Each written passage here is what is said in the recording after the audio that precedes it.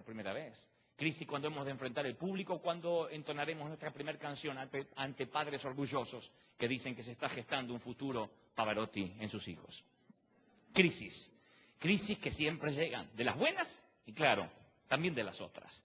Esas crisis que no esperamos, esas enfermedades que como un intruso se sientan en la mesa familiar y sin invitación previa, de pronto empiezan a convivir con nosotros. Empezamos a respirar el aliento fétido de la muerte cuando no lo esperábamos. La crisis de un abuso sexual cuando niños, la crisis de un abuso físico. El abuso no siempre tiene que ser necesariamente explícitamente sexual, en ocasiones padres que nos han dicho torpe, idiota, imbécil. Y empezamos a pensar, si nuestros padres que nos conocen nos dicen que somos imbéciles, tal vez porque debamos serlo. Él es quien más me conoce. Y vamos por la vida arrastrando esa crisis. Nunca nos hemos de reponer, porque hemos creído en esa palabra profética de alguien que lo dijo teniendo una ascendencia sobre nosotros, justamente y casualmente, nuestros padres. La crisis cuando algo no sale como estaba previsto. La crisis de una situación en la que Dios pudo haber intervenido. Esa carta documento que llegó una mañana, en una tranquila mañana, e interrumpió tu desayuno familiar y tu paz durante toda la semana. Esa llamada a la corte, el llamado de tu abogado, el reporte de tu contador, la contaduría de los números, el repentino accidente de quienes te despediste apenas ayer, la notificación de una demanda, el médico que sale con una bata blanca detrás de una puerta vaivén y se para ante ti totalmente frío e imparcial y dice, lo siento, no podemos hacer nada con su madre. Lo siento, es una señora grande. Yo estuve en esa crisis, donde a uno se le nota en los ojos que las cosas no están ocurriendo como debieran. Uno quisiera buscar explicaciones. Hace un tiempo atrás mi hermano mayor me llamó y me dijo, Dante, mamá tuvo un infarto.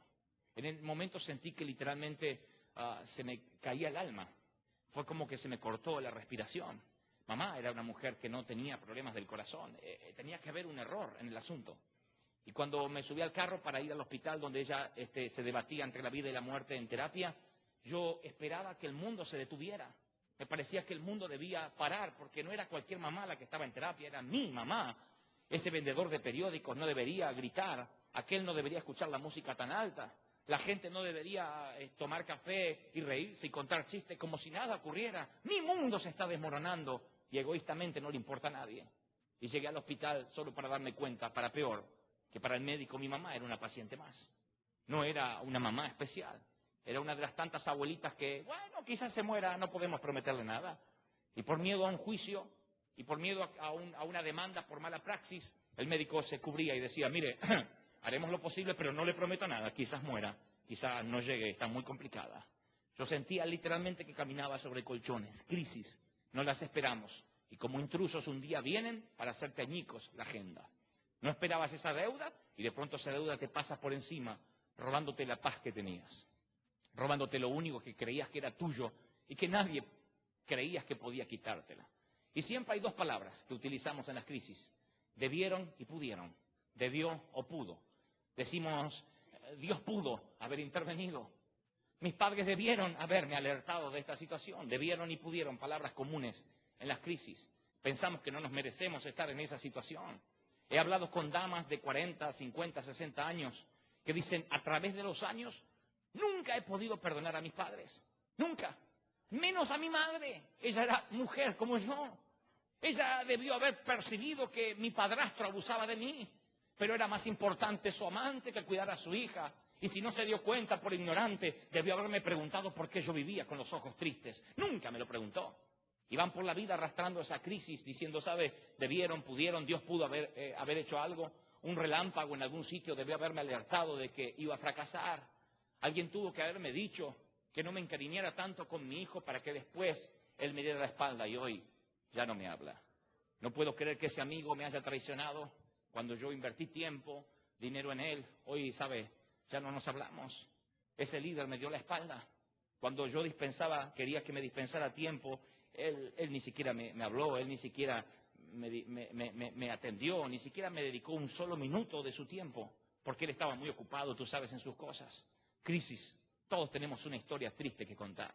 No hay una sola persona en esta situación, aquí, hoy, esta mañana, que diga, ¿sabe? No, a mí la vida me sonríe, a mí todo me va bien. Nunca jamás he tenido una crisis. No existen personas así, solamente que no las contamos. Nos preguntan, ¿cómo estás esta mañana? Decimos, bien, bien, bien.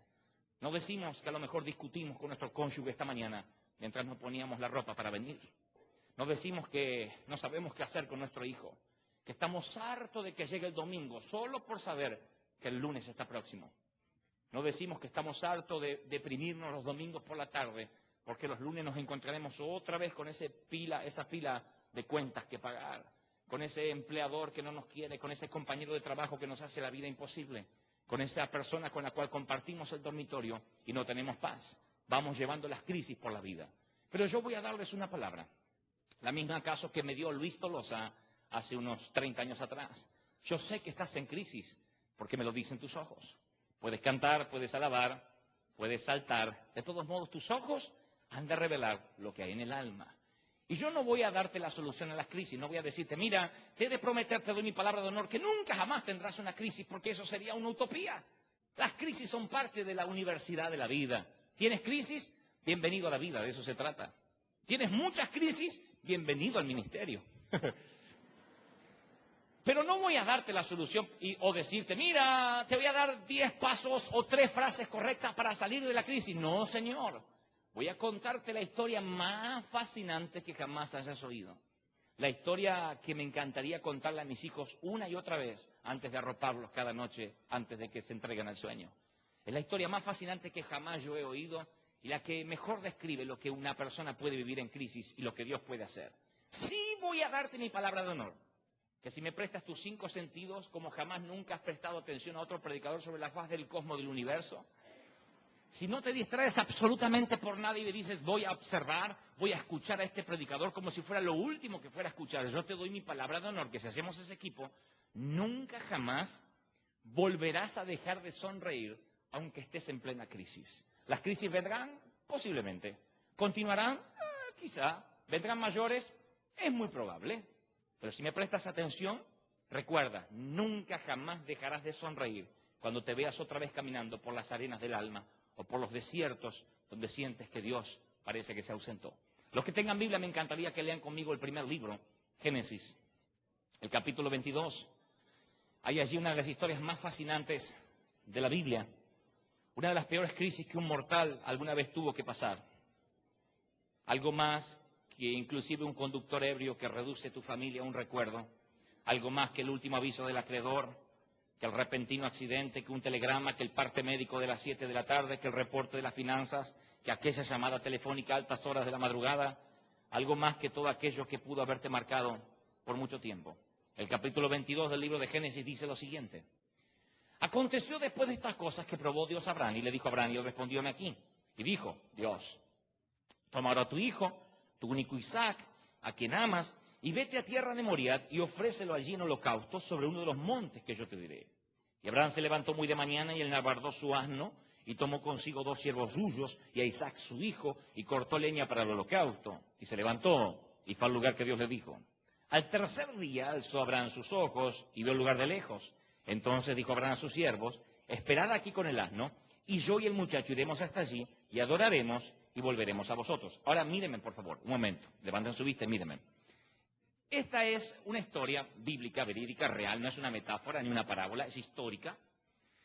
Hay 2 maneras de ver esta historia. Cuando uno nunca fue papá o mamá y cuando uno ya tiene hijos.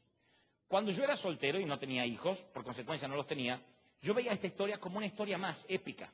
Para mí esta era similar a la de David contra Goliat, a la de Sansón tirando las columnas y muriendo con los filisteos. Era una historia más de los héroes de la fe. No tenía un significado profundo hasta que tuve hijos. Cuando tuve niños, me di cuenta que esta historia tenía un profundo sentido de lo que puede sentir un padre cuando Dios le da una orden, quiero que sacrifiques a tu hijo. Dios se le aparece a Abraham, no sé si de forma visible, audible, no tengo la idea de cómo se le apareció, la Biblia no da luz de cómo fue, simplemente que Dios le dijo a Abraham, viste que siempre sacrificas un cordero en holocausto para expiar los pecados. Bueno, ahora no habrá cordero, será tu hijo, tu único, Isaac, a quien amas, de 12 años de edad, presumimos. Esto lo sacamos en conclusión porque la Biblia dice que más adelante pudieron cargar leña sobre los hombros del niño y nadie carga leña